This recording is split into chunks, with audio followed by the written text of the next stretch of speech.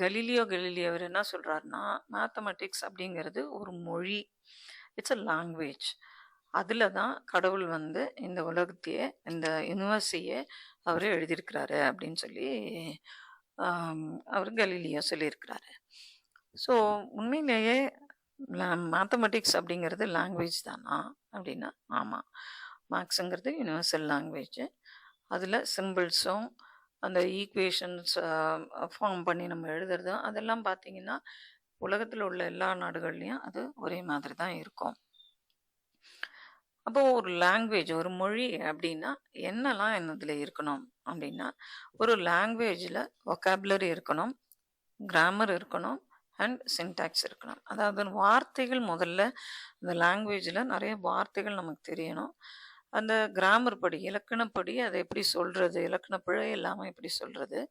இலக்கணம் பிழை இல்லாம இருக்கும். அவர் வந்தார் அப்படிங்கிறது கரெக்ட்டு தான்.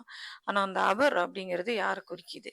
அவருங்கிறது ஒரு எலியோ, ஒரு காக்காயோ இருந்ததுன்னா, ஆனா வந்து அவர் வந்தார், அவர் போனார் அப்படிங்கிறது அவர் வந்தார் அப்படிங்கிற வார்த்தை கிராமட்டிக்கலி கரெக்ட். ஆனா அந்த கான்டெக்ஸ்ட் அப்படின்னும்பொழுது, அந்த கான்டெக்ஸ்ட் ஒரு அனிமலையோ, ஒரு பேர்டையோ ஏதோ ஒண்ணு ரெஃபர் பண்ணும்பொழுது, it is not correct. So, அப்ப சின்டாக்ஸும் நம்ம கரெக்ட்டா பார்த்து எழுதணும்.